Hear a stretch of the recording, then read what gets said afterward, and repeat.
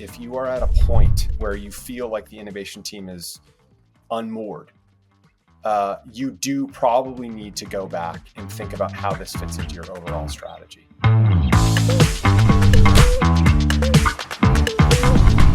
I want to step back a little to kind of a higher level.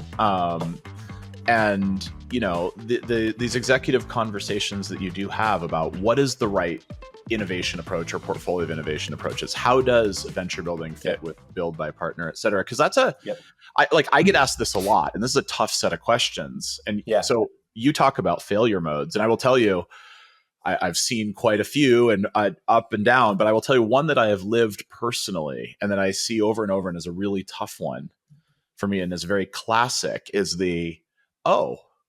like I've worked in tech my whole life. Oh, we're an engineering organization. We're a tech organization. We can build it. And like, excuse my French, holy F, that never works. No. And so how do you sort of help people think about the right decision framework for their innovation strategy? I know this is a huge question, but it's, you know, I'm no, it's great. Thoughts. No, it's great. So the first thing is that we are not creating silver bullets. You have to be very choiceful about where it is that you're even deploying startup creation. The reality is, if you go all the way back to strategy, like in every boardroom in every Fortune 500 company in the country right now, they're engaged in some sort of strategy refresh, let's say.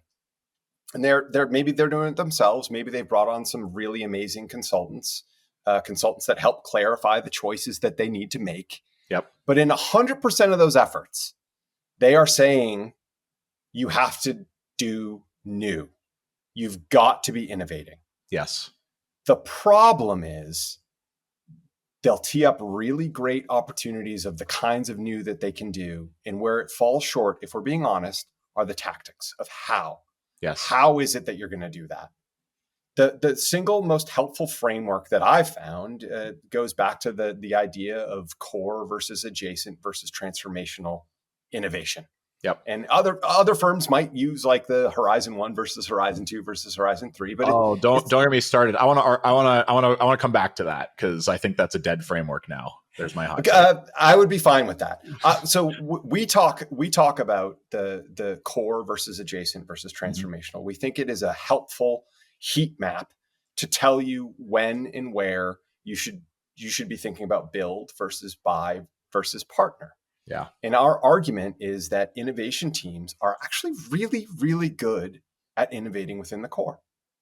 And we should celebrate that. And they should celebrate that. Yes. When it comes to adjacencies and the further away from the core business that you get, it gets harder.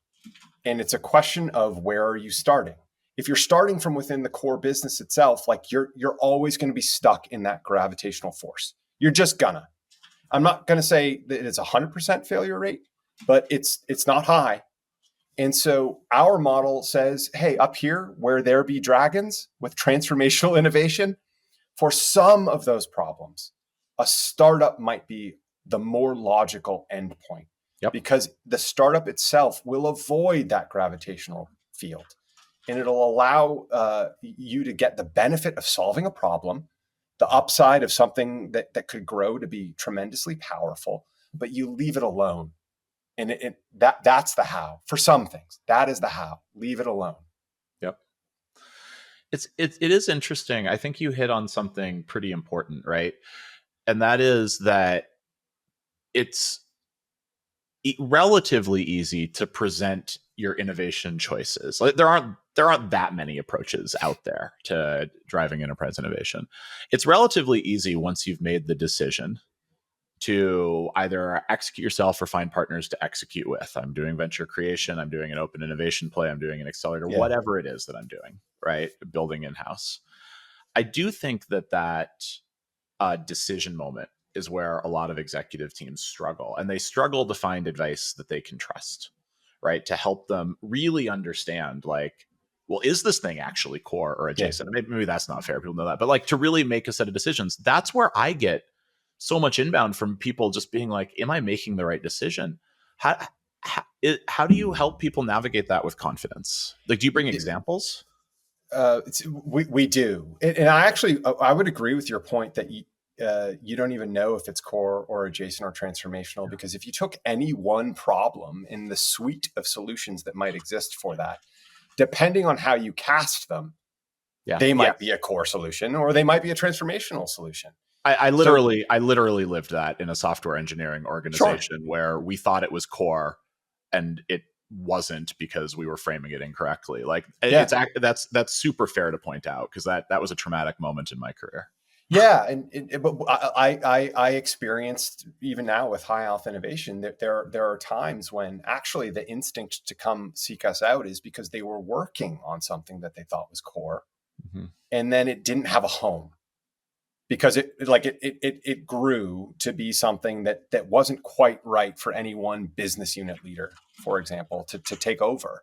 And so now you've got this idea that might have tremendous potential. It just doesn't fit anywhere. Yeah. And so sometimes the instinct is like, can you come and look at some of our ideas? We've been working on them in some instances for years. And maybe like we just need to let this baby bird fly. The other way that we will do that is in early conversations to take a problem space or a suite of solutions and actually paint them as core versus adjacent versus transformational, just to illustrate the kind of thinking that needs to take place, not just on my team, but the Yeah. kind of thinking that they will need to go through in order to be comfortable with doing something new and different. Yeah, that makes sense. It is a really fascinating space, and I think one of the things that I kind of want to put a point on, you can tell me if you disagree, but I think it's actually really important, is that these are prerequisite conversations for so much of the work that innovation teams, whatever they're doing within Yeah, companies, need to be doing. And I, I feel like, I'll be honest, I feel like I talk to a lot of innovation teams uh, who either aren't aware of or perhaps feel that their executive team has skipped over these steps of being deliberate. Instead, they've kind of hired a bunch of people, given them an innovation title, and said, go innovate. yeah, Is that your experience? it is, or it can be. And let me add that. Like, and in as much as it is, what do you tell these people? What do you tell the people in the innovation role as well as the leadership role about how to fix this disconnect?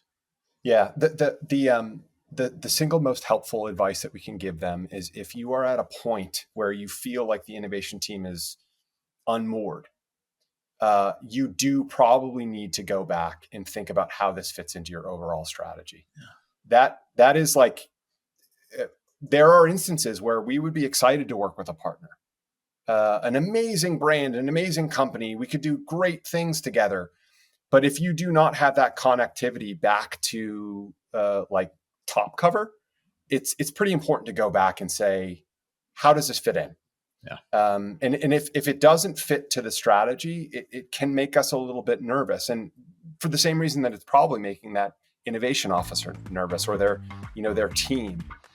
So finding the ways to tie it back to the very specific goals and objectives of the strategy, the goals and objectives of the executive team is, I think, a prerequisite.